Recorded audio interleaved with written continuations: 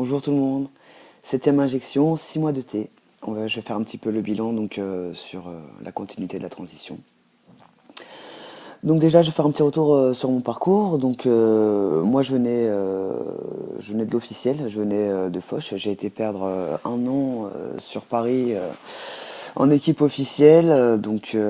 J'avais été exclu de l'équipe.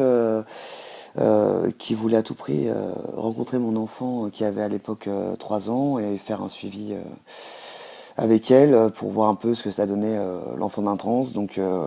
Moi j'avais préféré ne pas continuer avec eux, me débrouiller par mes propres moyens. J'avais vu avec le dernier rendez-vous psychiatre, j'avais vu une psychologue avant, donc avec ces psychologues-là j'ai vu que qu'en conseil, ça n'allait pas passer, qu'on n'allait pas me donner l'attestation ni la testostérone, que ça virait au chantage. J'avais pris les devants. J'étais parti dans le privé me faire hormoner, donc récupérer l'attestation et récupérer la testostérone. J'étais quand même revenu pour un rendez-vous donc psychiatrique à Foch. Et quand je me suis présenté, j'ai été carrément banni du service, exclu du service, enfin plus de nouvelles, plus rien à demander, et puis surtout ne citez pas notre nom si vous avez besoin de nous, on n'est plus là quoi. Donc moi j'avais trouvé un psychiatre sur Paris qui dans les 15 minutes qui ont suivi notre entretien m'a donné directement l'attestation. Il ne voyait pas de problème avec le fait que j'étais parent, j'étais accompagné de mon ami donc qui confirmait bien mes choix et comment je vivais au quotidien et du coup ça s'était très très bien passé. C'était lui-même qui m'avait donné l'adresse de l'endocrinologue. Donc il avait un collègue qui savait très compétent pour moi. Là en ce moment je suis suivi sur Paris dans le privé. J'avais parlé d'ailleurs de mes injections dans la vidéo du mois dernier où je disais que on pouvait séparer une ampoule en deux. Or, c'est une grosse erreur que j'ai faite et je venais revenir dessus parce que mon endocrinologue m'avait assuré qu'il n'y avait aucun risque à laisser le produit dans la seringue à la moitié de l'injection, donc à la moitié de l'ampoule. Et en voyant ça avec mon infirmière et ma pharmacienne, j'en avais discuté parce que ça me semblait quand même bizarre. Et il s'avère qu'il faut surtout pas faire ça. Je reste à une injection toutes les 4 semaines. Il n'a pas voulu me donner une deuxième ordonnance pour avoir 2 ampoules dans le mois. Donc faites attention à même ce que disent les praticiens parce que vous voyez ça peut aller vite et donner des mauvaises infos qui peuvent être dangereuses. Donc voilà, je voulais revenir dessus. Pour ma part, j'ai pris rendez-vous avec le chirurgien de Lyon, le docteur Bouillot, qui a une super réputation et qui a en plus l'avantage de permettre de ne pas débourser d'argent quand on a une bonne mutuelle et quand on a l'ALD, tout ça, quand on a les bons papiers, il est possible de faire l'opération sans avoir à avancer trop d'argent ou avoir un bon remboursement du moins, voilà. Donc j'ai pris rendez-vous avec lui, je vais rencontrer au mois de juillet, on va discuter pour essayer de trouver une date pour faire la mammectomie, l'opération du torse assez rapidement. Au niveau des papiers, j'ai remarqué aussi comme quoi que c'était plus facile qu'avant. C'est-à-dire mes papiers ne correspondent pas à mon genre, j'ai mes papiers qui sont toujours au féminin avec mon prénom dessus, donc mon ancien prénom civil. Et j'ai remarqué que euh, les gens essaient de m'arranger. J'étais à l'hôpital hier pour mon enfant et la dame, ça l'embêtait beaucoup de mettre Madame un tel sur le dossier. Elle voulait mettre quand même Monsieur un tel, même s'il y avait mon prénom féminin derrière. Elle voulait mettre Monsieur parce qu'elle voyait bien Monsieur devant elle et que elle était ennuyée pour moi. J'ai remarqué qu'il y avait cette nuance avec le départ de la transition où on, on, on se montre pas du tout compréhensif envers nous, au contraire, on a plutôt tendance à se dire mais c'est quoi ce délire, c'est quoi cette gonzesse là que j'ai en face qui va à tout prix que je l'appelle au masculin. Là j'ai l'inverse, là j'ai des gens qui sont compréhensifs, qui se rendent bien compte qu'il y a un problème et que j'ai des gens en face qui essayent de m'aider, voilà. Je voulais faire aussi un petit point là-dessus parce que ça change carrément tout en fin de compte. Quand on vient expliquer le problème et que, bah là, en l'occurrence, on a l'impression que je suis dans le bon corps. Or, je suis encore en souffrance et j'ai quand même des opérations à faire, tout ça. On est quand même mieux perçu, mieux compris, quoi. Donc, comme quoi que l'apparence joue vraiment un rôle important dans notre société et encore plus quand on a ce syndrome-là, on se rend compte que le genre, c'est quand même quelque chose de conséquent. Moi, je continue à faire ma petite vie de mon côté, donc pour moi, l'évolution elle est bien. Au niveau du visage, tout ça, là, je suis stabilisé à 60 kilos, je fais 1m53, donc j'ai pris 10 kilos depuis le démarrage et je me sens beaucoup mieux au niveau des bras, au niveau de tout ça. C'est quand même beaucoup plus masculin. En tout cas, habillé, je me sens bien. En parlant d'habiller, j'ai pris le réflexe de moi-même de m'emporter le binder quand je suis pas à l'extérieur, c'est-à-dire le soir, une fois que mon enfant est couché, que j'ai pris ma douche, tout ça, pas remettre le binder derrière. Garder un t-shirt ou garder un pull, je suis tout seul à me voir, entre guillemets, donc essayer de moins le porter. Je me fais des petits kiffs, je me mets torse nu le soir pour sentir l'air sur ma peau, j'ai un besoin d'être torse nu en fait, je sais pas comment l'expliquer. Même si c'est vraiment très désagréable de porter un regard à ce moment-là sur moi ou je m'abandonne, je regarde la télé, je fais autre chose et je me sens mieux, je me sens vraiment mieux. Je ressens moins le besoin de porter le binder seul en tout cas. Pour la prothèse c'est pareil. J'étais avec la Peacock, donc la prothèse qui permet aussi de faire STP, de faire pipi debout. Et bah elle s'est déchirée, donc j'étais embêté. Et puis il fallait que je parte aussi en vacances, donc pour l'emmener c'était pas très pratique. Donc je me suis fait un petit temps d'adaptation où je portais plus la prothèse chez moi. Et là, maintenant, en l'occurrence, je ne la porte plus à l'extérieur. Donc je me retrouve plus qu'avec avec mon caleçon qui dépasse juste du short, donc qui fait quand même masculin. Mais, euh, mais j'ai plus besoin d'avoir cette petite bosse. Il faut dire que les jeans diesel font déjà une apparence. J'ai pas de prothèse là. Ils font déjà un pli, une bosse au niveau du pantalon.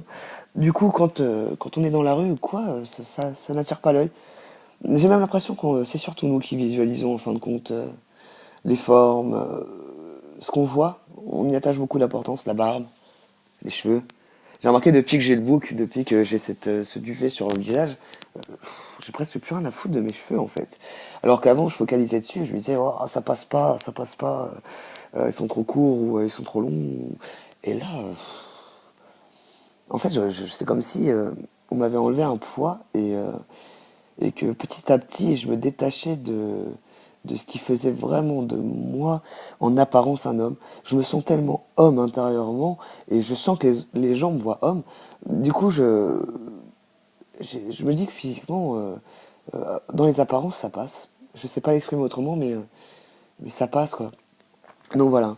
Il faut dire aussi que au bout de 6 mois, enfin, je sais pas si c'est pour pareil pour tout le monde, mais moi j'ai mon déclic qui a quand même pas mal progressé. Je dois être au moins à 3 cm, hein, je veux pas dire de conneries, mais je pense que ça doit être à peu près ça. Et dans la prothèse, du coup, j'ai remarqué que ça dérange en fait. Ça frotte un peu plus, du coup, on sent que le gland appuie sur la prothèse. Donc moi j'ai moins tendance à mettre des choses dans mon caleçon idem pour les builders, je pense qu'il faudra peut-être que je change une taille, que je passe à une taille au-dessus, parce qu'en fin de compte, c'est peut-être ça qui me dérange le plus, c'est d'être comprimé comme ça, de sentir cette compression, c'est très dérangeant. Moi, j'ai les côtes qui se bloquent, j'ai tout le temps cette sensation d'être compressé. Alors peut-être certains s'y font, mais moi, je m'y fais pas du tout. Donc voilà. Je vais changer de ville.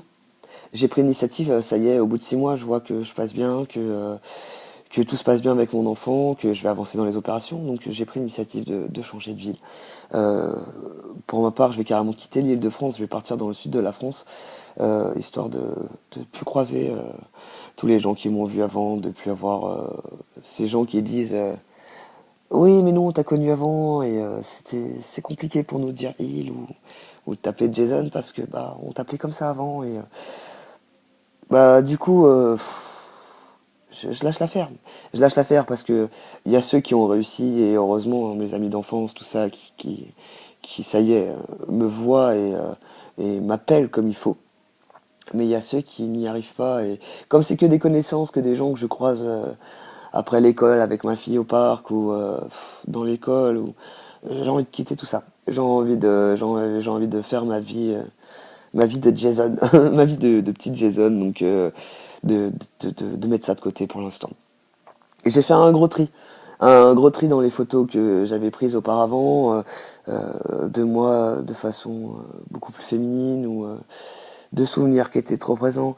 Je pense qu'il y a pas mal de souvenirs en tant que femme qui sont pesants, parce que justement trop féminin, j'avais des amis qui, qui, qui, même dans le respect, mais qui je voyais me convoiter quand même, espérer quand même, malgré ma sexualité qui était à l'époque celle d'une lesbienne, puisque je ne savais pas que j'étais FTM, j'avais quand même des amis masculins qui, c'est des petites allusions, t'es jolie comme ça ou machin. Et j'ai vu que même avec la transition, ça n'avançait pas. Il y avait toujours ces petites remarques, ces petites réflexions, ces petites phrases. Ma chérie, oui, ça t'a échappé, oui, c'est des habitudes, oui, mais moi j'ai besoin de passer à autre chose. J'ai besoin de d'avancer, sinon,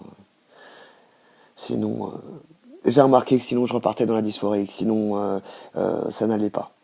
Donc j'ai besoin de faire vraiment une barrière avec ma vie d'avant.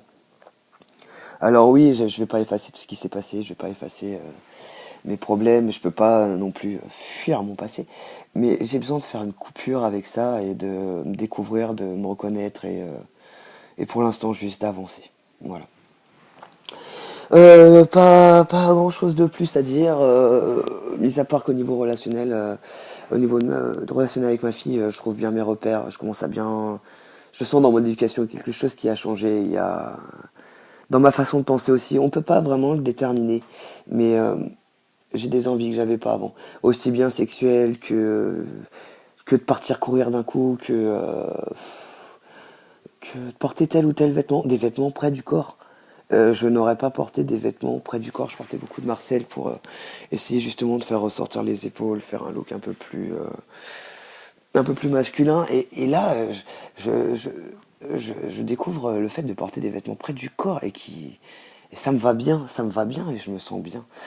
Donc voilà, pareil pour les bijoux, j'avais fini avec la chaîne, avec les piercings, tout ça. Et là, je commence à avoir cette envie de remettre des bijoux. J'ai plus l'impression que ça va faire féminin ou voilà quoi. Voilà, je crois que j'ai fait un peu près le tour. Euh, J'avais des questions au démarrage, je me demandais si j'allais avoir moins froid qu'avant, etc. Et je me rends compte de plein de choses. J'ai rarement froid. Chez moi, je fermais toutes les portes pour garder le chauffage dans la pièce, que ça chauffe toute la pièce. J'ai emprisonné l'air, maintenant j'ouvre les portes, j'ai plus ce problème-là. C'est ma fille qui me rappelle, qui me dit oh là là, ça fait un petit peu froid à la porte de la salle de bain. Donc j'ai plus ces sensations-là. Mais j'ai plus les mains, les membres froids, les mains, les pieds. D'ailleurs, on peut voir au niveau des mains. Moi qui avais ce complexe-là au tout début de me dire que j'avais des petites mains, les doigts fins, on voit que c'est des bonnes mains, bien musclées. Alors je fais du sport, c'est sûr, ça aide. Mais on sent que les doigts se sont élargis.